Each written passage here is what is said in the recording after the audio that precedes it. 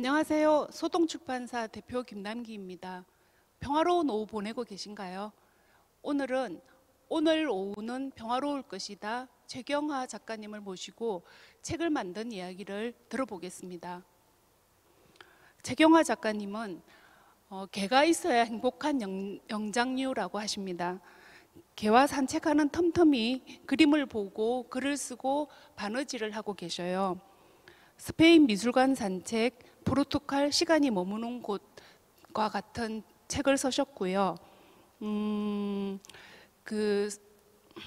스페인의 프라도 미술관, 세고비아 알카사르, 콜로니아 구엘의 오디오 가이드에 번역을 하셨습니다. 그리고 여러 미술책들을 우리말로 옮기셨고요. 지금 스페인어와 서양 미술사를 공부했고 현재 포르투갈 테주강 근처에서 살고 계십니다. 오늘은 최경화 작가님 이야기를 먼저 조금 들어보고 그 다음에 질문하고 답하고 하면서 북토크를 진행하겠습니다. 선생님. 네, 안녕하세요. 저는 오늘 오후는 평화로울 것이다. 노경과 여행하기 이번에 소동출판사에서 낸 최경화입니다. 이렇게 북소리에서 만나 뵙게 돼서 반갑고요. 이렇게 자리 마련해 주셔서 감사합니다. 저희 이번에 내게 된 책은 이렇고 예쁜 강아지가 있죠. 저와 저희 짝과 저희 개 노경과 함께 여행을 한 여행기인데요. 제가 살고 있는 곳은 포르투갈의 리스본 근처입니다. 그래서 리스본의 떼주강이라는 아주 큰 강이 있는데 그 근처에서 살고 있어요. 그래서 거기서 시작을 해서 북쪽으로 올라가서 스페인 지나고 프랑스 지나서 저희가 갈 때는 그 벨기에와 룩셈부르크를 거쳐서 프랑크푸르트에 도착을 했습니다. 그래서 저희의 목적지는 프랑크푸르트였어요. 그래서 프랑크푸르트에 저희 짝꿍 포르투갈 사람인데요. 저희 이 책에도 짝꿍 얘기가 간단하게 나와 있습니다. 그래서 그 짝꿍의 친구분이 저희한테 집을 3주 동안 쓸 수 있도록 내주셔서 프랑크푸르트로 갈 수 있는 기회가 생겼어요. 그래서 프랑크푸르트에서 3주 정도 지내고 다시 자동차로 돌아오게 되었습니다. 그 왕복 거리가 대략 5,000km 정도 됐었던 것 같고요. 그리고 총 여행 기간은 집에서 출발해서부터 다시 집에서 돌아오는 것까지 37일 걸렸어요. 그래서 저 초록색 선이 가는 길이고요, 지도에서. 그리고 주황색 선은 프랑크푸르트에서 머물면서 잠깐 짧게 여행한 선이고, 그리고 보라색 선이 집에 돌아온 길입니다. 그래서 저렇게 여행을 하게 됐는데, 저희 여행 37일 동안 여행의 등장인물이에요. 그래서 제가 있고 그 앞에 강아지가 있죠. 연두입니다. 이름은. 그리고 포르투갈 강아지인데 이름은 한국 이름을 갖고 있어요. 그리고 그 자동차 앞에 서 있는 사람이 저희 짝꿍, 저희 책에는 까라고 돼 있습니다. 애칭이에요. 원래 이름은 까를로스예요. 근데 길기 때문에 그냥 까라고 줄여서 부릅니다. 그리고 그 뒤에 차가 저희 5,000km 여행을 같이 해준 자동차인데요. 저게 상업용 밴이에요. 그래서 뒤에 짐 싣는 자리가 있는 그런 자동차인데 그 프랑크푸르트 근교에 저희 짝꿍의 동생이 삽니다. 그래서 짐을 좀 갖다 줄 게 많았어요. 그래서 그 자리에다가 거의 이삿짐 짐 싣듯이 짐 싣고 그렇게 다녀왔습니다. 그래서 저곳은 프랑크푸르트 근교의 그 짝꿍의 동생분 집 근처에서 찍은 거예요. 네, 저희 이 책의 주인공인 연두인데요. 연두는 제가 책에도 썼지만 포르투갈 보호소, 유기견 보호소에서 데리고 온 아이예요. 그래서 제가 포르투갈에서 살면서 아직 이렇게 아는 사람이 많지 않을 때 강아지를 입양을 하겠다고 결심을 하고 보호소를 찾아가서 입양을 해 왔습니다. 그래서 처음에 보이는 저 왼쪽 사진은 입양한 지 한 이틀 정도 됐을 때예요. 그래서 이틀 정도 지나서 아직 털이 정리가 안 돼 있죠. 그래서 처음에 시립보호소에 갔을 때는 너무 이렇게 털 상태도 안 좋고 엉켜 있고 그런 상태였지만 어쨌든 저는 뭐 상관없다고 생각하고 입양을 했고요. 그리고 이제 조금 지나서 미용도 하고 집에서 좀 안정적으로 살다 보니까 저 오른쪽 사진 2개 보이시죠? 저렇게 인물이 폈습니다. 그래서 저희 주인공 연두예요.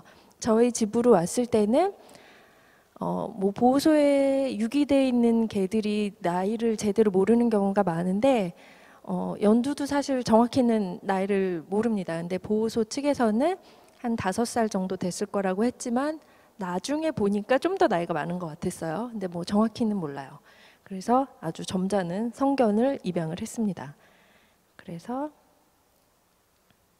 네, 저희 짝꿍과 제가 여행하는 걸 좋아하기도 하고 그리고 자동차 여행을 또 연두가 잘 하는 편이라서 자동차 여행을 많이 했는데 그 몇 가지 사진을 보여드릴게요. 그 왼쪽 위에 있는 게 저희 집에서 마드리드 가는 길에 있는 마드리드 가기 직전에 나오는 산맥이에요. 산맥 꼭대기에서 잠깐 찍은 거고요. 그리고 오른쪽 위에 사진이 그 제가 사는 집 근처의 떼주강 강가에서 찍은 겁니다. 그 리스본이라고 하고 뭐 그 포르투갈 사람들은 리스보아라고 부르는데 리스보아에 굉장히 유명한 광장이 있어요. 굉장히 큰 꼬메르시오 광장이 있고 그 앞에 저렇게 강으로 이어지는 옛날에는 저 자리로 배가 들어왔다고 하는데 지금은 저 자리로 배가 다니진 않고요. 그 옆에 항구가 따로 있습니다. 그래서 리스본 갔을 때 찍은 거고요. 그 아래는 시계 방향으로 아래는 바닷가 놀러 갔을 때 찍은 거고 바닷가도 자주 갔어요. 포르투갈은 워낙 날씨 좋은 걸로 유명하고 바다도 많고 해서 바다에 자주 갔었는데 가면 주로 그늘에 앉아 있었습니다. 저희 개는 물을 싫어하더라고요. 그래서 주로 바닷가에 이렇게 파라솔 쳐놓으면 그 밑에 앉아 있었죠. 그리고 그 다음 사진 서류 있고 파란색 종이 있는 것이 애완견 여권이에요. 애완동물 여권이 필요합니다. 여행을 하려면 포르투갈 내에서는 뭐 딱히 필요하진 않지만 외국으로 나가려면 그 애완동물용 여권이 필요해요. 그래서 여권을 만든 사진이고요. 제일 마지막 사진은 자동차에 앉아서 찍은 사진인데 이렇게 둘이 앉아 있고 보통 뒷자리에 앉거나 아니면 뭐 뒷자리에도 짐이 많을 때는 제 발 밑에 앉아서 갈 때가 많았는데 잠깐 운전자가 자리를 비우면은 자기가 운전대 앞에 앉습니다. 그래서 지나가던 사람이 보고 막 웃죠. 그래서 연두는 굉장히 차 타는 거를 잘 했어요. 그리고 여행 많이 다녔고요.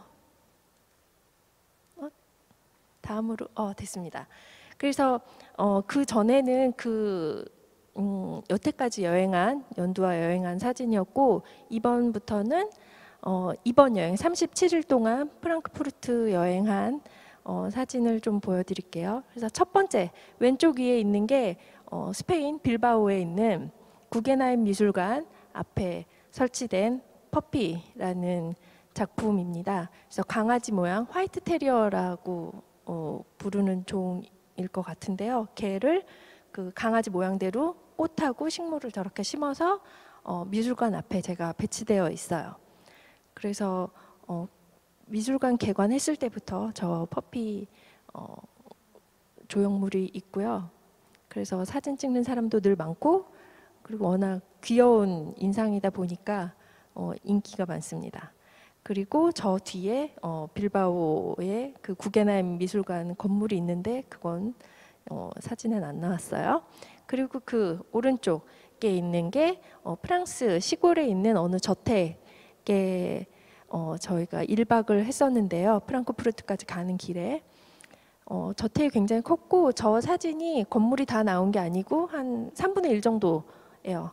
그래서 저게 주 건물이고 나머지 부속 건물도 많고 그런 데서 저희가 저 건물 한 편에 한 층을 빌려서 하루밖에 못 있었습니다. 안타깝게. 굉장히 좋았는데. 그리고 그 저택에 살던 다른 강아지들이에요. 저 다음 사진은. 그래서 바둑이랑 조그만 강아지가 있었어요. 그래서 연두랑 잘 지냈는데 저 두 강아지들은 굉장히 활발하고 연두는 저 때만 해도 나이가 많아서 이제 좀 느리게 다녔기 때문에 뛰어놀진 못했어요. 그리고 그 다음 사진은 랭스라고 저 랭스 시청 건물 앞에서 찍은 겁니다. 그래서 랭스는 프랑스의 랭스는 프랑스 왕들이 옛날에 대관식을 하던 대성당이 있는 걸로 유명한 곳이고 그 대성당이 고딕 양식 성당으로 유명하죠. 그래서 그 대성당 때문에도 관광객이 많고 그리고 샴페인 생산의 중심지예요. 샴페인 생산이야 그 지역에서 쫙 하지만 그게 다 모이고 판매가 되고 이러는 게 랭스인 것 같아요. 그래서 저기 관광객이 굉장히 많았어야 하는데 저희가 갔을 때는 코로나 때문에 사람이 아주 많지는 않았고 좀 한가한 편이었습니다. 그래서 저 랭스를 지나서 또 몇몇 나라를 지난 다음에 프랑크푸르트에 도착을 했어요. 그래서 프랑크푸르트에서 짐을 풀고 좀 휴식도 취하고 그리고 이제 프랑크푸르트 여행을 다니기 시작했죠. 그래서 저 첫 번째 사진은 프랑크푸르트 시청이 있는 광장에 있는 건물이고요. 그리고 그 프랑크푸르트에 있으면서 프랑크푸르트 안에 있는 미술관 같은 곳 다니기도 하고 그리고 프랑크푸르트에서 차로 갈 수 있는 가까운 여행지를 다녔는데 그 중에 하나가 저 옆에 있는 사진에 나오는 다름슈타트를 다녀왔습니다. 프랑크푸르트에서 굉장히 가까워요. 근데 저희 연두가 이제 책 제목에도 나와 있지만 노견과 여행하기잖아요. 그래서 나이가 좀 많고 좀 아픈 데도 있고 해서 긴 여행을 못했고 저 당일로 가는 여행은 굉장히 짧게 뭐 점심 무렵에 가서 오후에 간식 먹을 시간 정도에는 집에 돌아오는 식으로 짧게 다녔습니다.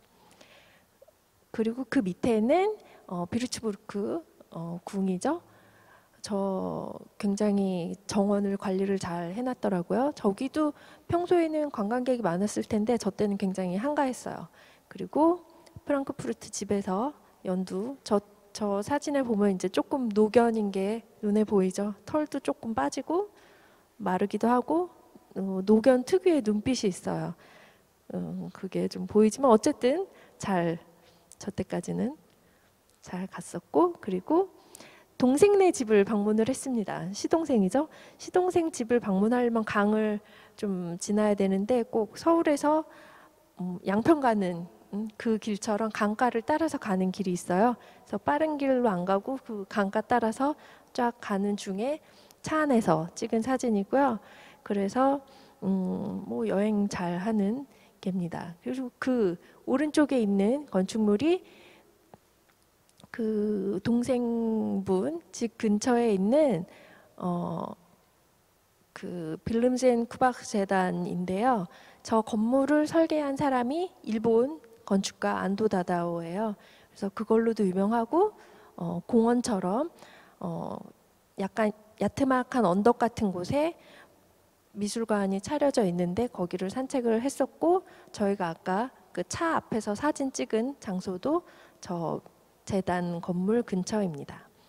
그리고 나서 그 밑에 있는 사진은 귀딩엔이라는 저것도 프랑크푸르트에서 굉장히 가까운 곳이에요. 저기도 다녀왔고요. 그리고 나서 이제 집에 돌아오는 길, 이제 저희가 약속한 3주가 끝나고 집으로 돌아오는 길이었는데요. 돌아올 때 콜마르와 페르게라는 프랑스 도시를 지났고 그 다음에 스페인에서 히혼이라는 스페인 북쪽 해안에 있는 도시를 지나서 왔습니다. 그래서 저 때는 연두가 좀 많이 아팠어요.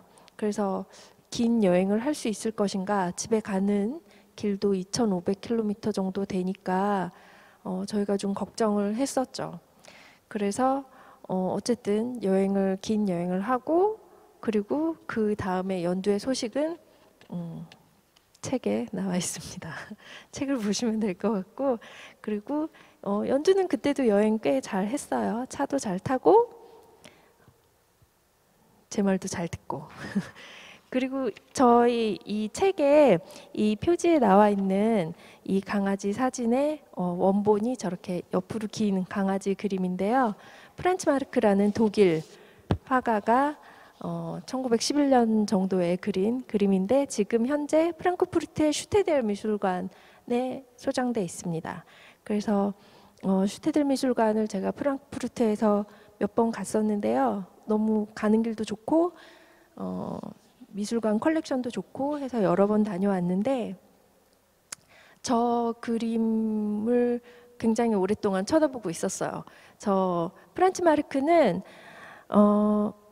뮌헨 출신의 화가고 판화도 많이 제작했고 그런데 1차 대전 때 전사합니다. 베르댕 전투에서 전사하는 그런 일이 있어서 오래 살지는 못했어요. 그러나 작품을 꽤 남겼고 근데 그 화가가 죽은 다음에 나치 정권이 들어선 다음 1930년대에 나치 정권이 그 몇몇 화가들의 작품들을 퇴폐미술이라고 규정을 해서 그동안 걸려있던 미술 작품들을 다 미술관에서 내리고 그리고 자기네 전쟁 자금을 마련하기 위해서 작품을 경매로 많이 넘기기도 했어요.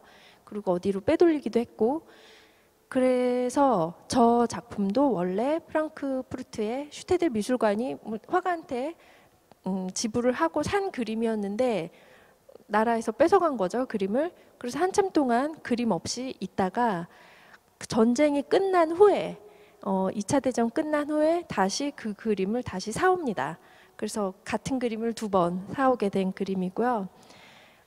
슈테델 미술관에서 관광객, 그러니까 방문자들이 가장 좋아하는 그림으로 뽑힌 적이 있는 그림이에요. 그래서 프란츠 마르크가 청기사파라는 독일의 표현주의 미술 화가인데요. 청기사파라는 그 운동을 조직을 한 창립자 중에 하나입니다. 그래서 동물들이 사람보다 자연과 잘 어울려서 살아가는 방법을 아는 존재라고 생각했고 그래서 동물을 많이 그렸어요. 그리고 그 전에 다른 화가들이 그때까지의 화가들이 동물을 그리는 방법 그러니까 뭐 주인공이 있고 그 옆에 이렇게 조그맣게 부수적으로 나온다거나 그런 거를 비판을 하고 동물이 주인공인 그림을 꽤 많이 그렸죠. 그래서 저 흰색 눈 위에 앉아있는 저 개도 그런 그림 중에 하나고 화가가 데리고 있었던 화가가 길렀던 화가의 반려견이었습니다. 그래서 루시라는 개였어요. 그래서 저 개를 그린 거를 제가 좋아해서 책에다도 다뤘고 이렇게 예쁘게 표지로도 나왔습니다. 네. 그래서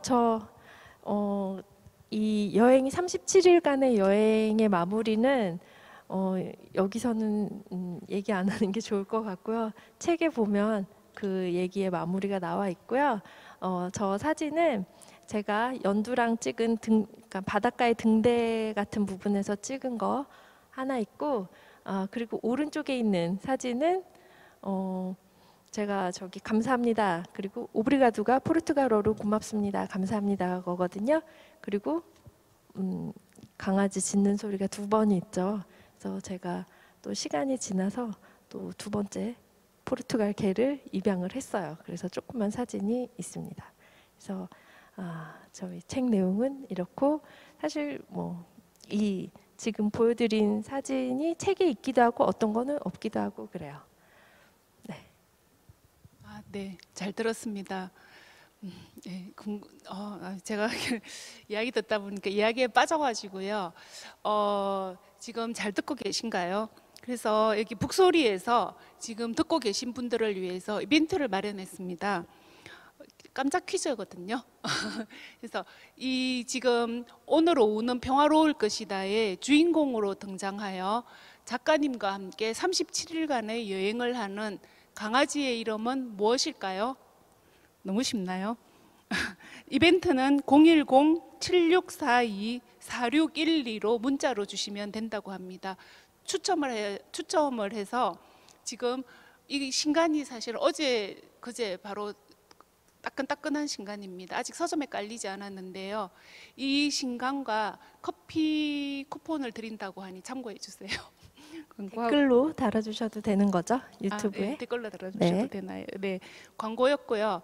이제 최경화 작가님과 함께 책에 있는 좀 더 깊은 이야기 그리고 책에 없는 이야기들을 한번 여쭤보겠습니다. 선생님, 포르투갈에서 얼마 전에 오셨어요. 네. 예, 지금 사실 코로나 기간이어서 네. 어떻게 오셨는지 많은 분들이 그리고 어떤 절차를 거쳤는지 좀 궁금해하실 것 같아요. 대략 말씀해 주세요. 네. 여태까지는 2주 동안의 자가격리가 필수였는데 7월 말쯤부터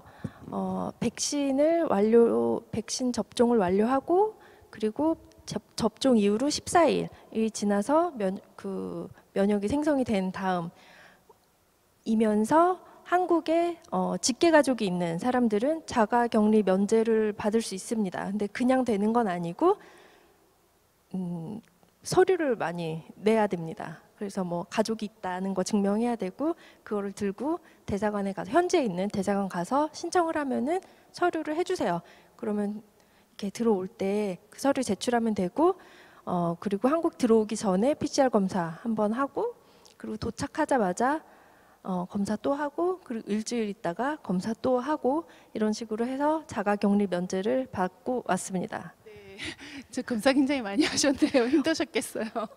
굉장히 많은 서류를 내고 이렇게 거쳐야 되는 과정이 많은데 굉장히 절차가 빠르더라고요. 그래서 한국은 네. 굉장히 모든 절차가 빠르게 진행이 돼서 속도에 약간 놀라고 왜냐하면 포르투갈은 굉장히 다 느리거든요. 그래서 똑같은 일을 했으면 며칠이 걸릴 일을 한국에서는 한두 시간 만에 척척척 해결이 돼서 금방 왔습니다. 네. 그 포르투갈에 사신 지는 얼마 되셨어요? 포르투갈에 산 지는 이제 10년 돼가요.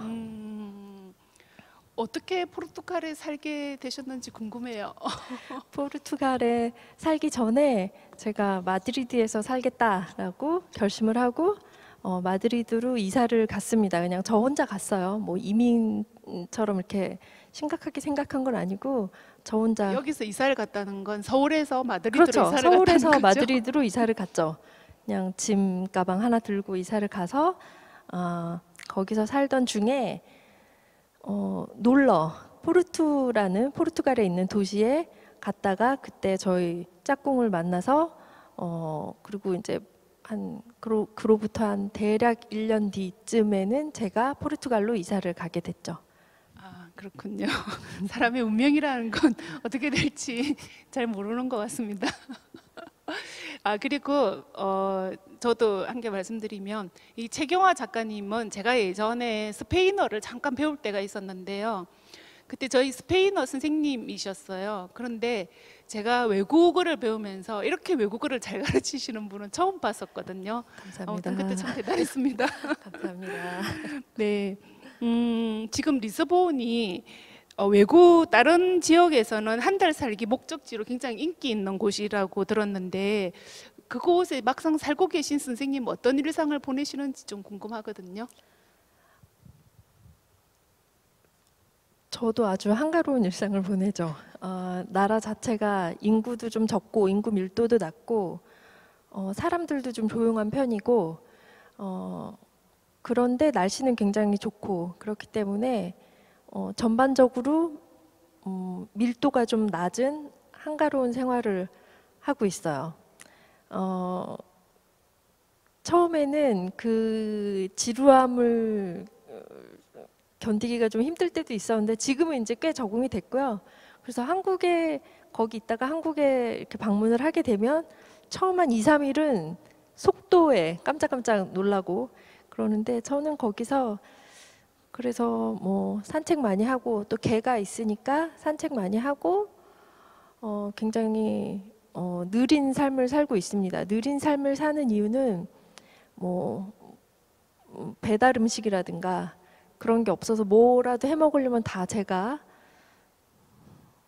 만들어야 되고 하여튼 뭐라도 하려면 제 손을 다 거쳐야 돼요. 그래서 느리게 천천히 살고 있고요.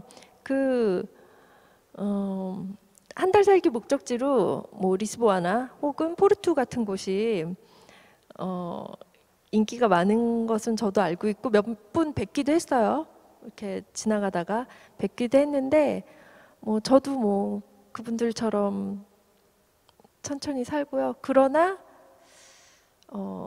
제가 만약에 한 달 살이를 할 기회가 있다면 전 좀 사람이 많은 곳으로 가고 싶습니다. 맞아요. 뒷골목 같은 도시의 뒷골목을 좋아하시니까 네. 그럴 것 같기는 해요. 아니, 그러면 그렇게 사시다가 지금 작년에 코로나 때문에 못 오시고 네. 지금 굉장히 오래간만에 한국에 오셨는데요. 한국에 오시니까 좋은 점은 어떤 거세요? 속도 다 너무 빠르고 그리고 공무원분들이 다 너무 업무를 잘 정확하게 빠르게 봐주셔서 감사하고 있습니다. 속으로 엄청나게. 그래서 그런 빨리 되는 거 다 좋고요. 그리고 물론 음식도 좋고 어머니가 해주시는 밥도 좋고 그렇습니다. 네. 혹시 어머니께 제가 책에 보니까 어머니께 포르투갈 음식을 얼른 가서 해주겠다고 그러는데 좀 해주셨나요? 아직 못했네요. 이 행세가 끝나면. 네. 그러면 사실 지금 선생님이 살고 계시는 집은 포르투갈에 있어요. 리스본에 있는데 포르투갈이 그립다면 또 그리울 것 같아요. 집 떠났으니까 좀 어떻게 그리운 마음? 어떤 점이 네, 네. 날씨는 확실히 그립죠. 포르투갈 지금도 굉장히 좋은 날씨고 또 오늘 이렇게 갑자기 추워졌는데 오늘 그 날씨를 보니까 포르투갈 저희 집 온도가 27도더라고요. 그래서 아직도 바닷가에 뭐 6월이나 이럴 때 날씨처럼 딱 적당한 날씨라서 저희 짝과 개는 바닷가에 가더라고요. 그래서 네. 날씨가 제일 부럽고 그렇습니다. 아, 네. 이제 이 책의 사실 주인공은 연두인데요. 아까 그 퀴즈의 정답은 연두입니다. 연두인데요. 강아지를 처음 키우셨을 때가 언제인가요? 20살 때 제가 워낙 강아지를 데리고 오고 싶어 했으나 부모님이 이제 썩 이렇게 데리고 와라 이러질 않으시니까 혼자서 이제 햄스터를 제가 데려와서 길렀는데 걔가 이제 죽었어요. 그래서 제가 너무 슬퍼하니까 이제 엄마가 저희 첫 번째 개를 데리고 오셨습니다. 걔가 뚜리고 그 개와 쭉 살다가 또 다른 노견을 입양을 했죠. 그리고 그 두 번째 노견이 굉장히 나이가 많은 저희 집에 오자마자 이제 나이가 많아서 이가 다 빠질 정도의 노견이었는데 근데 그 두 번째 개를 연세를 입양했던 게 저한테 그 성견을 입양한다는 거 그리고 개를 입양하는 게 얼마나 개의 삶을 바꿀 수 있는가 그런 거를 많이 알게 해준 개예요. 그래서 그 이후로 연두를 입양할 때도 성견이지만 용기를 내서 입양을 하게 됐었죠. 네. 그 선생님 한때 그 인터넷에서 닉네임도 또리 누나였어요. 맞아요. 맞습니다. 그러네요. 네. 근데 이제 그 반려동물을 고양이를 좋아하는 사람들도 있고 또 강아지를 좋아하는 사람들도 있는데 아까 이제 그 처음에 소개하실 때 네. 강아지가 없으면 안 되는 영장류라고 네, 소개하셨어요. 네, 네. 강아지가 특별히 좋은 이유를 한번 여쭤보고 싶어요. 다른 동물보다요.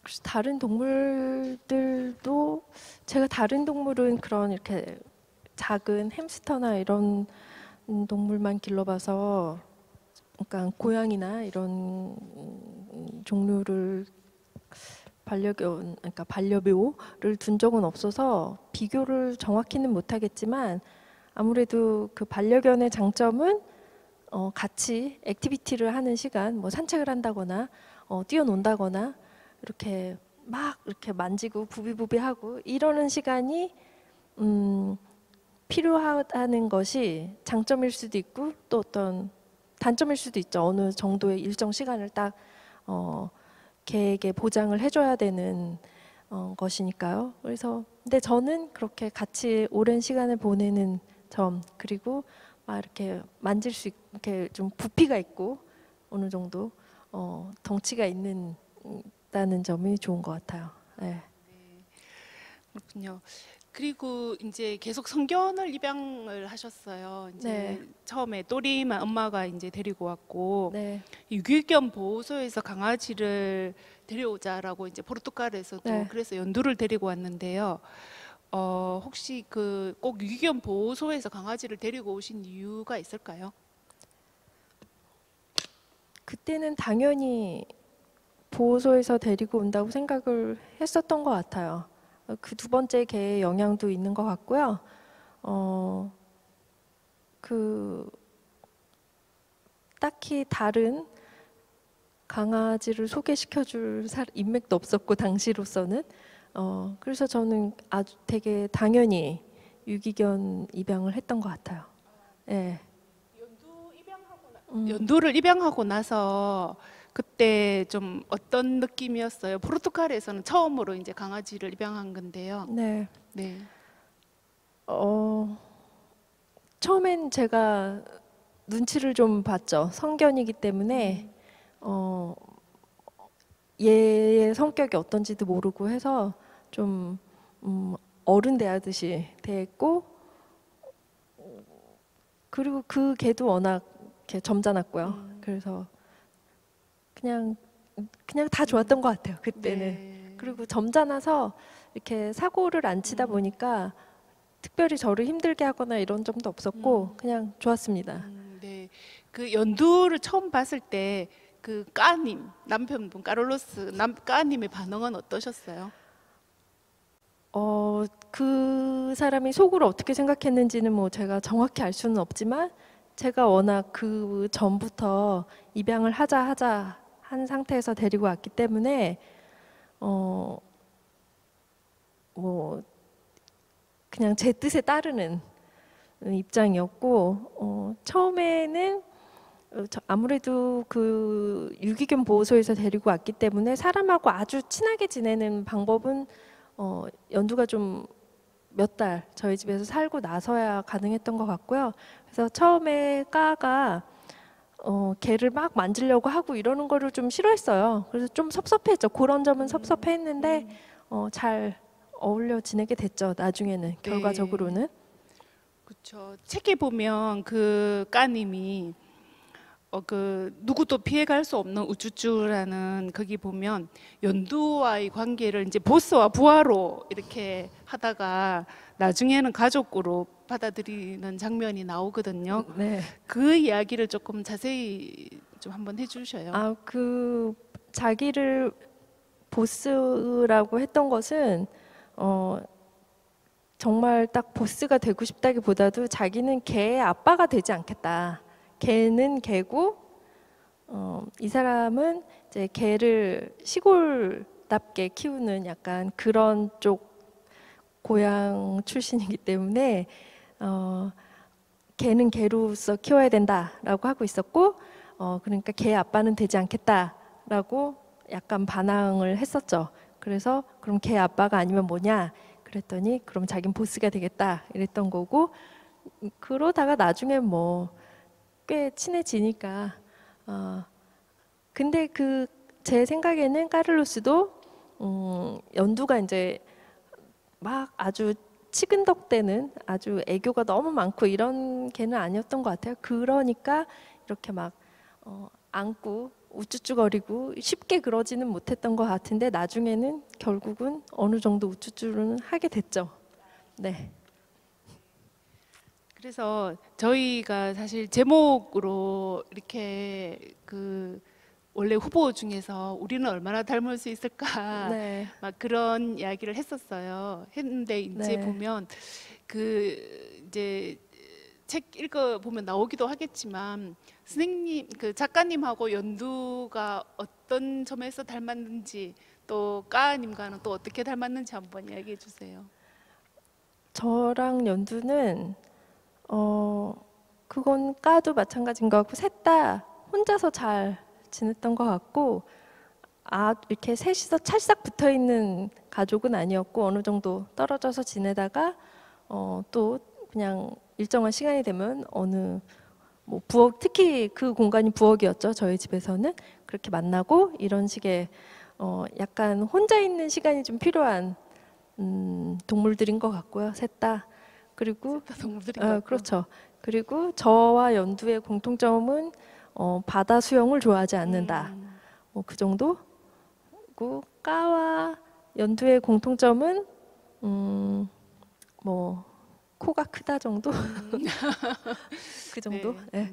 그리고 뭐 이게 반려동물을 키우다 보면 이제 우리 인간들도 자꾸 그 내가 쟤랑 뭐가 닮았는가 찾게 되는 것 같아요.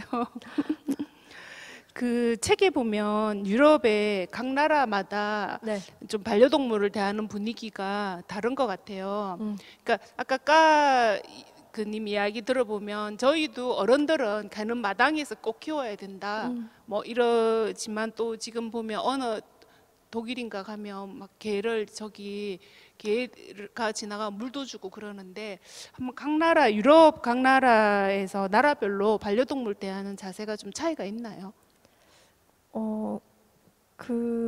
제가 뭐 여러 나라를 개와 함께 여행해 본 건 아니고 제가 이번 여행에 다닌 정도인데 그거는 각 나라의 사람을 대하는 방법하고도 꽤 비슷한 것 같아요.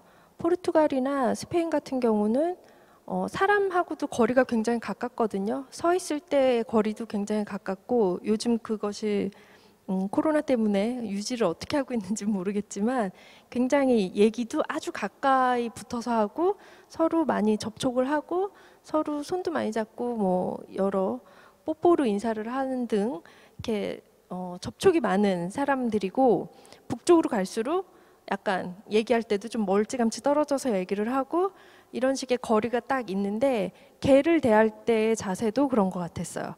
그래서 포르투갈 같은 곳은 지나가던 개한테 이렇게 훨씬 인사도 이렇게 자주 하는 것 같고 모르는 사람의 개한테도.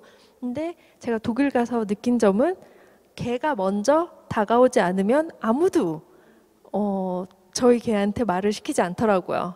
그래서 근데 제가 포르투갈 집에 있을 때는 이렇게 데리고 가면 어머 뭐 얘가 어떻구나 이러면서 말을 많이 시키는데 그쪽 분들은 개가 먼저 가서 그분의 냄새를 맡으면 어떤 사람은 그냥 지나가기도 하지만 좀 개를 좋아하는 사람은 이렇게 자기 냄새를 맡게 해주기도 하고 하는데 먼저 다가오진 않더라고요. 그래서 그런 점이 좀 사람을 대하는 방식과 동물을 대하는 방식이 좀 비슷하다고 느꼈고 독일 같은 경우는 뭐 그 반려견 키울 때 뭐 세금도 내잖아요.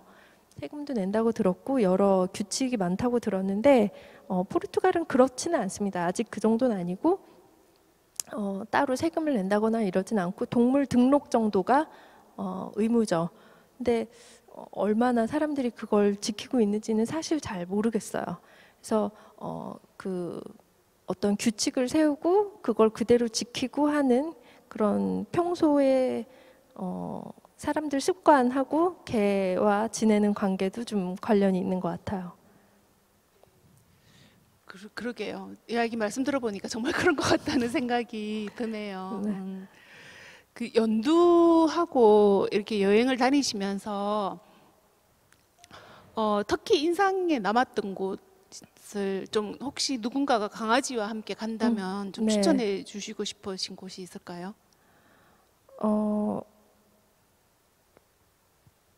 스페인에 갔을 때 제가 이제 지나간 곳이 관광객도 좀 어느 정도 있는 도시였기 때문에 그럴 수도 있는데 개와 함께 식당이나 카페 같은 데 들어가면은 이렇게 부탁하지 않아도 물도 잘 갖다 주고 그리고 그 같이 온 사람의 반려견을 대하는 그 직원분들의 태도가 굉장히 자연스럽고 그냥 사람 애기 대하듯이 가깝게 대하는 태도가 느껴져서 그 점이 좋았고요. 근데 전반적으로 유럽인들은 워낙 개를 데리고 많이 다니니까 이렇게 뭐 어디가 특별히 더 다르다는 점은 느끼지는 못했어요. 근데 전반적으로 개와 바깥 생활을 하기에 뭐 이렇게 뭐 운동장이나 이런 데 산책하는 거 말고 어느 도시 안을 산책을 한다든가 뭐 식당에 들어간다든가 이런 점들이 좀 더 수월한 것 같습니다. 스페인이. 아니 유럽이. 유럽이 네. 우리나라보다 유럽이 네, 네, 그렇군요. 선생님이 보면 스페인도 아까 이제 서울에서 마드리드로 이사를 하셨다고 그러셨잖아요. 스페인의 특별히 매력을 가지셨기 때문에 그러셨을 것 같아요. 스페인에 뭐가 좋았는지 한번 말씀해 주세요. 제가 마드리드를 목적지로 처음에 택해서 이사를 한 이유는 제가 스페인어를 전공을 했기 때문도 있고 그리고 마드리드에 있는 미술관이 굉장히 좋아서입니다. 그리고 도시의 크기가 제가 좋아하는 크기예요. 서울보다는 작고 그러나 꽤 큰 도시죠. 그래서 필요한 거는 다 가까이에 있고 적당히 북적거리고 미술관이 좋은 게 많고 뭐 대중교통도 잘 돼 있고 이렇다는 점에서 좋아서 결심을 했어요. 그리고 워낙 외지인들이 많이 들어오는 도시이기 때문에 외지인들을 봤을 때 그 현지인들이 받아들이는 자세가 굉장히 자연스러워요. 그래서 그 점도 좋았고, 네. 그 프라도 미술관에 가면 예전에는 한국어 번역 그 해설이 없었거든요. 근데 제가 알기로는 선생님이 번역을 하셔가지고 이제는 한국어 번역도 있다고 그 오디오 가이드 들었거든요. 네, 뭐 제가 번역을 해서 있다기보다도 만들 때가 됐는데 제가 그것을 번역을 한 거죠. 네, 그래서 한국어 오디오 가이드가 지금 있습니다. 그래서 점점 더 많이 생겨야 되겠죠? 다른 미술관에도. 네, 저기 이제 그 지금 유튜브로 라이브로 하고 있는데 아까 제가 이제 너무 좋은 스페인어 선생님이었다고 하니까 질문이 들어온 게 있어요. 스페인어를 배우고 싶으시다고 하는데 혹시 좀 조언해 주시면 어떨까요? 스페인어를 배울 때 뭐 스페인어뿐만 아니라 그 영어를 제외한 그런 유럽권 언어가 제일 어려운 점이 동사 변화 같은 거를 외우는 것인데 그거는 그냥 외우는 수밖에 없는 것 같습니다. 이런 절망적인 대답을 드려서 죄송하지만 그냥 외우는 수밖에 없고 이렇게 누가 탁 옆에서 찌르면 탁 나올 정도로 줄줄줄 외워야 누군가와 대화를 할 때 머릿속에서 이게 굳이 1인칭 복수인가 3인칭 단수인가 이런 거를 생각하지 않고 나올 수 있는 정도로 외우는 게 제일 중요한 것 같고요. 근데 하다 보면 되는 거니까 관심을 갖고 꾸준히 하다 보면 어느 날 될 거라고 보고 스페인어는 그래도 한국 사람이 배우기에는 꽤 쉽다고 하면 안 되겠죠? 발음상 아주 어렵지는 않은 외국어 중에 하나라고 생각하기 때문에 뭐 또 그리고 워낙 사용하는 나라가 많고 하니까 그걸 생각하면서 하면 좋겠죠. 노래도 듣고 요즘 뭐 스페인 드라마도 많이 나오던데 스페인 넷플릭스 드라마도 같은 곳에. 많답니다. 네. 네, 깜짝 질문 지금 한 개 더 드릴게요. 아까 작가님이 연두와 함께 여행을 하잖아요. 3주간 그 여행을 하는데요. 그 여행의 종착지, 그 여행의 목적지는 어디였을까요? 네, 역시 이것도 010-7642-4612로 문자를 주시거나 댓글로 주셔도 된다고 합니다. 그리고 그 사이에 질문이 또 들어왔는데요. 강아지와 여행을 준비할 때 반려견 전용 식당, 숙소, 카페 등을 찾아보아야 하고 아무래도 제한이 많아서 힘들었는데 유럽에서 반려견과 여행하기는 어떤가, 이용 시설은 어떤지 한번 책에도 사실 요 내용들이 좀 많이 들어가 있긴 합니다. 네, 그 가장 쉬운 건 카페 같은 곳은 워낙 유럽은 바깥에 테이블을 놔둔 곳이 많기 때문에 그런 데는 전혀 제약이 없죠. 그리고 식당도 바깥에 테이블이 있는 곳은 전혀 문제가 없고 몇몇 곳은 안에도 데리고 갈 수 있는 곳이 있지만 그런 곳은 좀 드문 것 같아요. 근데 워낙 그 특히 이제 날씨가 좀 좋은 곳은 포르투갈, 스페인 이런 날씨가 좀 좋은 나라는 바깥에서 밥 먹고 차 마시는 분위기가 많으니까 그런 데서는 그렇게 어려운 것 같지는 않았고요. 그 저희가 여행할 때도 포르투갈에서보다 스페인과 프랑스, 독일에서가 더 쉬웠던 것 같아요. 개와 함께 어딘가를 들어가는 게. 그리고 숙소가 이렇게 찾다 보면 좀 옵션이 많이 줄게 되는데 그래도 유럽은 꽤 강아지와 들어갈 수 있는 숙소가 많은 것 같고 그리고 이제 그 숙소를 찾아보는 각종 웹사이트에 반려견 혹은 동물과 동반이 가능한가 아닌가의 옵션을 체크할 수가 있어요. 그러면은 동물과 함께 들어갈 수 있는 숙소의 리스트가 뜨니까 그렇게 해서 저는 갔었고요. 그리고 어떤 곳은 전화를 해서 그 외국어가 약간 가능해야 되겠지만 전화를 해서 우리가 사정이 이러이러해서 동물과 함께 간다 들어가도 되겠느냐 그러면은 가끔 허락해주기도 해요. 그런 것도 있습니다. 그래서 어떤 곳은 전혀 추가 비용이나 기타 등등 비용 없이 들어갈 수 있는 곳도 있고 어떤 곳은 혹시 개나 동물이 이렇게 시설을 망가뜨리거나 이럴 경우에 활용할 수 있는 보험을 들어와야 한다 이런 것도 있어요. 근데 대부분은 동반 가능하다 아니면 동반 불가능이다 이 정도로만 표시를 해놓고 추가 요금을 받지 않는 곳이 더 많은 것 같아요. 그래서 유럽은 꽤 잘 돼 있습니다. 네. 네, 그렇군요. 여기 이제 보면 연두도 나이가 든 개였고 지금 이제 많은 반려동물과 함께하는 이제 독자분들 중에서 아프거나 나이 든 개를 키우는 분들도 많거든요. 이제 그런 분들한테 혹시 좀 하시고 싶은 말씀 있으세요? 한마디 해주세요. 혼자가 아닙니다. 그래서 사실 그 이제 점점 동물들이 병원 신세를 져야 되고 진료비도 많이 들고 다니다 보면 그래서 사실은 제가 반려동물을 어떤 동물이건 간에 반려동물을 처음 입양하는 친구들한테 하는 얘기는 적금을 들어라 아니면 뭐 통장 개설이 힘든 곳에 살면은 한 달에 얼마씩이라도 모아놔라 이렇게 얘기를 하죠. 동물 보험도 있지만 또 성견을 입양하는 경우엔 보험 가입 자체가 안 되는 경우도 있거든요. 그래서 나중에 들 병원비를 차곡차곡 모아놔라 그쵸, 이런 그쵸. 얘기는 제가 꼭 하고요. 그리고 이제 어린 개들이 주로 공원이든 산책길이건 이렇게 젊고 어린 개들이 많이 나와 있는데 사실 노견도 많죠. 다 태어나면 다 나이가 드니까.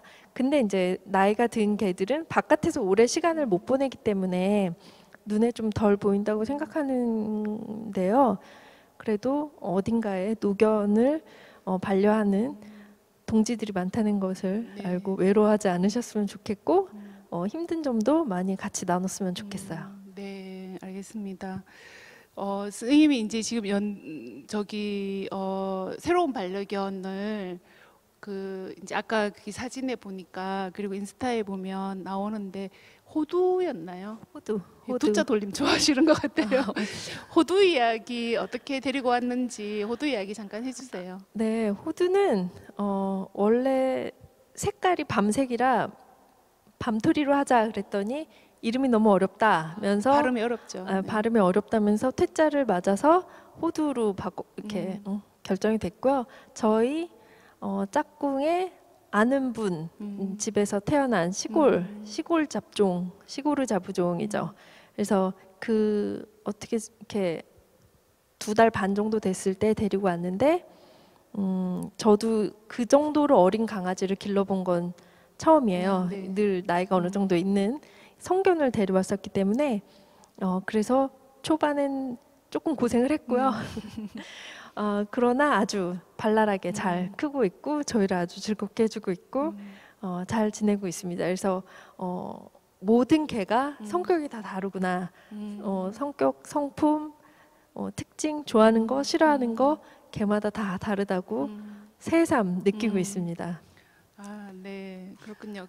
작가님 인스타에 보면 연두와 호두 이야기도 있으니까 아마 인스타 친구 신청하셔도 좋을 것 같습니다.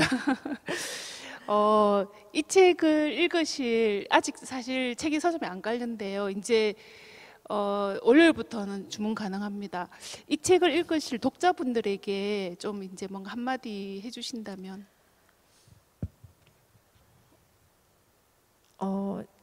제가 책을 쓸 때 누가 읽을 것인가를 약간 가상의 독자를 설정을 해두고 책을 만드는데 그 가상의 독자는 나이 많은 개 그리고 아니면 나이가 많지 않더라도 어딘가 이렇게 아파서 병원을 다니고 있는 개와 함께 사는 분들이 읽었으면 좋겠다고 생각했어요. 왜냐하면 제가 연두가 병원에 다니고 이럴 때 좀 어느 정도의 외로움을 느꼈고 물론 뭐 같이 그걸 나눌 사람이 있지만 그 아픈 거를 봐야 되는 게 뭐 아주 즐거운 일은 아니잖아요. 그래서 혹시라도 그런 나이 든 개와 함께 살면서 힘든 분이 있다면 좀 기댈 곳이 됐으면 좋겠다고 생각을 했어요.